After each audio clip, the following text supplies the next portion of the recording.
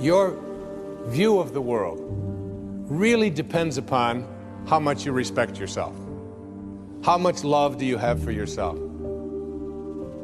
When you trust in yourself, you're trusting in the same wisdom that created you.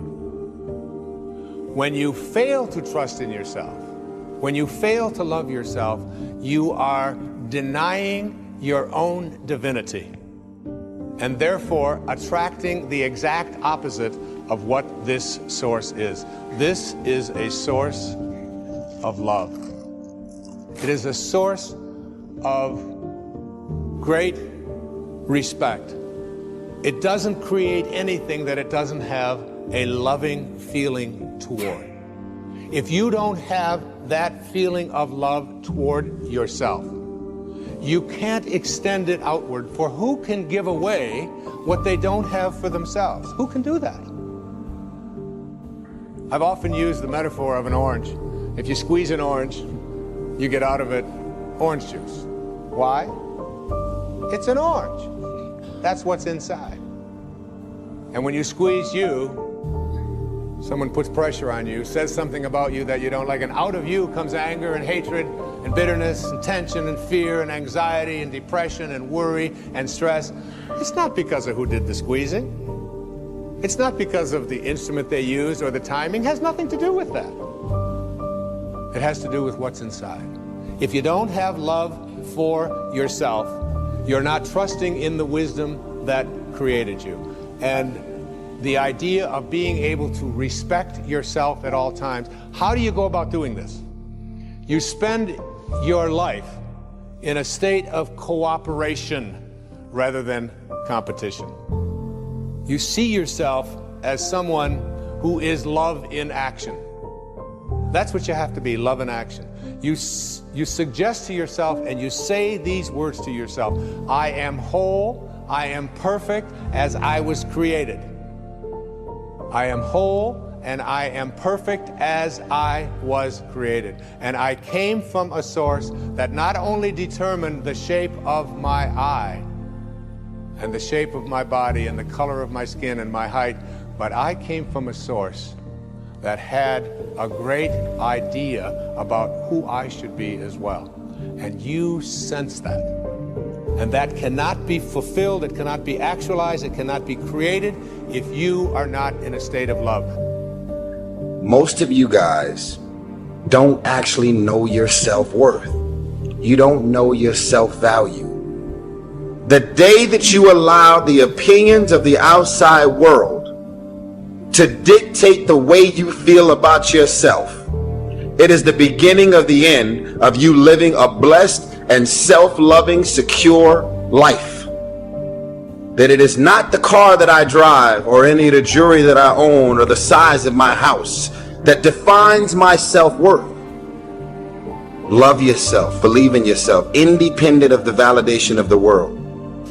Have opinions and feelings about yourself, independent of the feedback. Why you gotta have somebody calling you beautiful every day in order for you to feel beautiful? Do you believe that you're beautiful, or do you only believe you're beautiful when other people say that you're beautiful? I'm just asking. Self-love is the cure to self-hate. We tend to base our self-esteem on what other people think. And that's not really self-esteem. Self-esteem is supposed to be how we feel about ourselves. And I was just saying how dangerous it is to allow other people to determine how you're going to feel about you. And it's kind of like looking into a broken mirror. You're going to look in a broken mirror and then change your face to try to look good in this defiled, busted, broken mirror.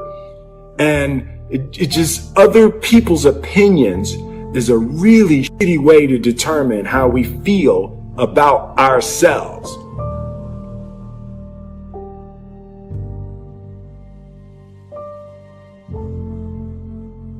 In order for me to be happy, I have to love myself. In order to be able to be free from being a burden to somebody else, I have to know how to enjoy my life. If I know how to enjoy my life, it means that I am loving the life that I'm having, and that means I'm loving the body that I'm in. I'm loving the self that I am.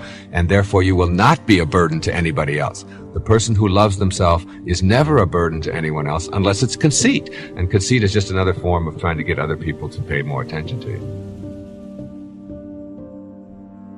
Feel good about yourself. Cherish yourself as a valuable, important, significant, grand, divine creature, as someone who is unique and special in all the world. And feel that way about yourself wherever you go, and carry yourself that way. Life always mirrors back to us the feelings we have inside. The most important relationship you have is the relationship with yourself. Too many people don't like who they are. They focus on their faults and weaknesses. They relive their mistakes and failures. They wish they were different. If they were taller, had a better personality, looked like their cousin. Instead of accepting themselves as a masterpiece made in the image of God, they're critical toward themselves. And they wonder why they're not happy, why they don't have good relationships. It's because they don't like themselves. If you don't get along with you, you're not going to get along with other people. You can't love others if you don't first love yourself. The best thing you can do for your family, for your friends, is be good to you. Be kind to you. Be merciful to you. Be forgiving to you. Be loving to you. You're good to others. Why aren't you good to you? You don't criticize your friend. Why are you criticizing you? You compliment your coworker. When's the last time you complimented yourself? You admire their talent. Why don't you admire your talent? Start being good to you. That's not being selfish. That's not arrogant. That's loving yourself. Too many people go through life against themselves, feeling wrong on the inside. I heard someone say, I discovered the enemy, it was me. Are you your enemy? Are you defeating yourself, limiting your dreams, sabotaging your relationships, all because you don't like you? You have enough people and circumstances against you. Don't be against yourself. When you wake up in the morning, don't lie in bed and think of everything wrong with you, what you don't like about your looks. Relive your mistakes. Why didn't I finish college? I should be more disciplined. I lost my temper yesterday. Instead of focusing on what's wrong with you, start focusing on what's right with you. You may have weaknesses. You've made mistakes. We all have. But there's a lot more right with you than there is wrong with you. Dwelling on the negative doesn't help you to do better. Beating yourself up for past mistakes doesn't move you forward. The better you feel about yourself, the better you'll do. The more you like yourself, the further you'll go. You can't give away what you don't have. If you're in turmoil on the inside, mad at yourself, critical, condemned, that's what you have to give. If you're hard on yourself, you'll be hard on others. If you don't forgive yourself, you won't forgive others. If you don't get along with you, how can you get along with your family? The best thing you can do is start being for you. When you love yourself, then you can love others. When you're kind to yourself, then you can be kind to others. It starts with you.